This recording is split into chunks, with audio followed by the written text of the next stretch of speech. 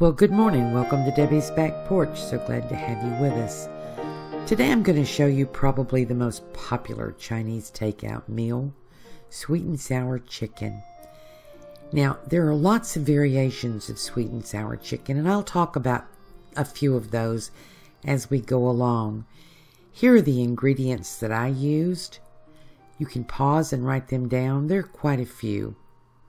And hey, while you're paused, give us a thumbs up and subscribe, and if you click the little bell at the top right, you'll get a notice when I post new videos about twice a week. Now let's get cooking. Now I have all my ingredients measured out here that are listed at the beginning of the video. I'm going to sift together the dry ingredients, and that's 3 tablespoons all-purpose flour, 2 tablespoons of cornstarch, 1/4 teaspoonful of baking soda, and 1/4 teaspoonful of baking powder. And I'll just sift those together with my handy dandy little new 1 cup sifter, which I have found to be very, very convenient. And got a little bit there. I'm going to sift that on through. Then I'm going to add my wet ingredients. In no particular order. I'm starting here with 1 egg. I'm going to beat it. The only order would be add the oil last, because I didn't do that last time when I made it and it was harder to beat up. So just a little tip, add the oil last. So my wet ingredients are the egg and 2 tablespoons full of soy sauce, a tablespoonful of rice wine, 2 tablespoons full of water. Then I'm going to go with 2 tablespoons full of sesame oil, and that is a tablespoonful of rice vinegar. I'm going to mix that all up. This is pretty much the same batter that I used with the sesame chicken. Then I'll add the oil. And I'll talk a little bit in my next video about something called velveting. And there are a couple of different ways of doing it, but it's a concept in Chinese cooking of using ingredients to tenderize the meat, baking soda being a main one. So I have about a cup of cornstarch here, and I'm just going to dip the chicken. This is about a pound, a little over a pound of chicken cubed, and I'm going to dip it first in the cornstarch before I put it in the batter to make the batter stick. And just mix it all together well and make sure that the batter covers all the pieces, and then we'll put this in the fridge for about an hour to marinate, and the baking soda and the vinegar is going to help tenderize this. Then I'll chop some veggies and be right back. Okay, I've got 4 tablespoons water, 1 cup of chunks of pineapple, and 1/2 cup of pineapple juice. This canned pineapple, I just poured the juice right off. And then I've got a tablespoonful of rice wine, which is optional. You don't have to use it, but it's really good. And then I've got my veggies. 1 cup of chopped peppers, red and green. You can use all red, you can use all green. Then I've got carrots and onions, and the carrots are very, very finely sliced. And the onions, this is 3 green onions, works out to about a cup of very small chopped onions. Then I have about 4 tablespoons full of soy sauce and 3 tablespoons of rice vinegar. I also have about 2/3 cup chicken broth and a 1/2 cup of brown sugar, which I haven't gotten out yet. This is my soy. What I don't use is ketchup or red food coloring, which a lot of recipes do. This is a 10-inch cast iron skillet. I'm testing the oil for heat. I have quite a bit of oil in here because we're going to fry these battered chicken pieces. You see those little drops of batter jumped right up, and they're bubbling really well, so we're right at about 350, which is where we want to be. You can use a thermometer if you like. So I'm just going to drop this chicken in with the batter, and you see it's sizzling well. I'm going to put it in kind of slowly so I don't take the temperature down. And this doesn't have to cook very long at all, 2 or 3 minutes on each side. And I'll show you how to check it. And putting them in slowly like this, by the time I get the pan full, and this will be 2 pans full, by the way. By the time I get the last one in, the first one will be ready to turn. And you can tell that because the bottom will start to get golden. And I'm using these chopsticks, but a fork would work just as well. And you can see now that's ready to turn. It's been about 2 minutes. And we'll check them. You may cook them as much as 3 minutes on a side. But when frying, you don't turn anything until it's not sticking to the pan, it's loose, and it starts to be golden on the bottom. You can move them easily around the pan. That's probably not as dark as I wanted. I may turn it over again.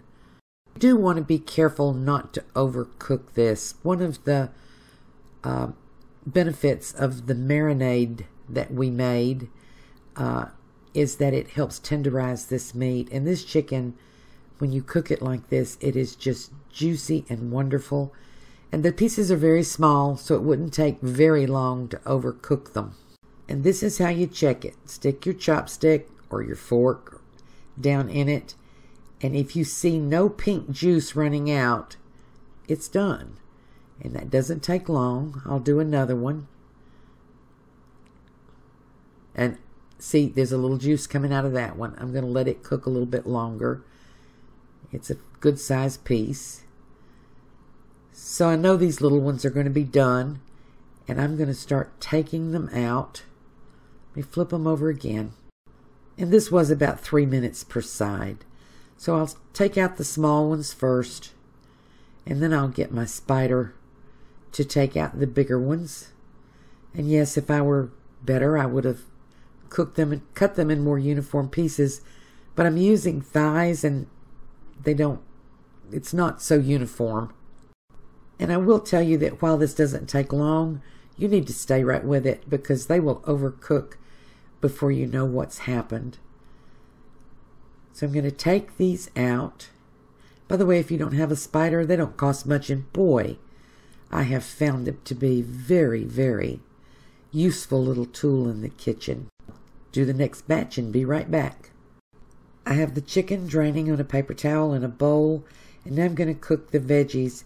And I left a few of the little crunchies in there, but I took the bigger ones out.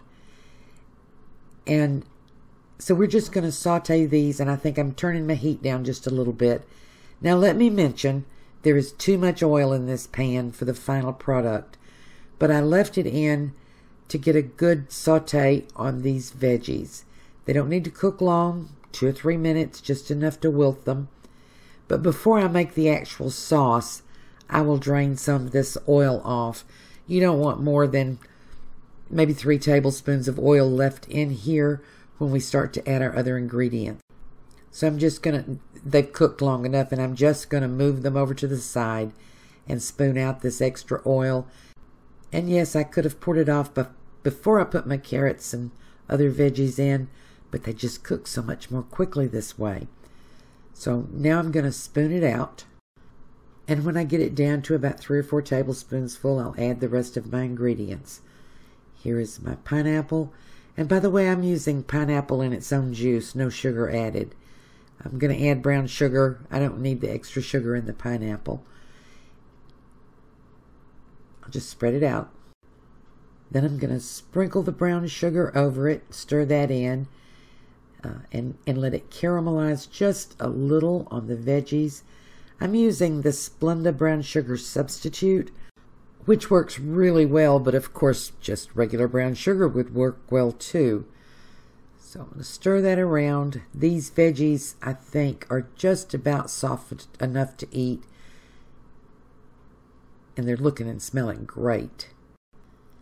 Then I'm going to do a little salt and a little bit of red pepper. And I don't add very much salt because of the soy sauce that I'm going to add. Cooking with soy makes things almost too salty for me, so I'm really careful with the salt. And if you don't want to use red pepper, you can use black pepper, or you can use white pepper, which is what you normally use in cooking Chinese food. I think I got my heat a little high. I'm going to turn it down. Then I'm going to add my wine and my vinegar.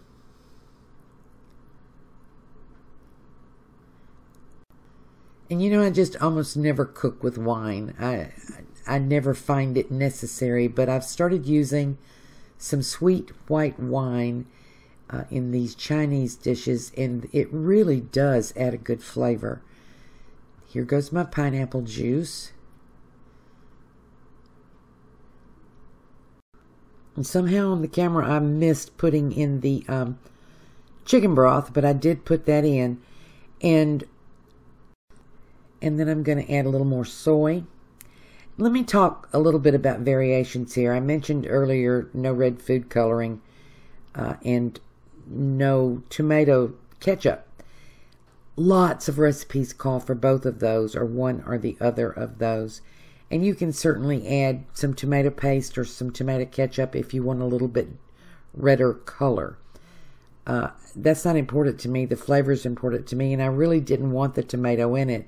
And I certainly am not going to add artificial color.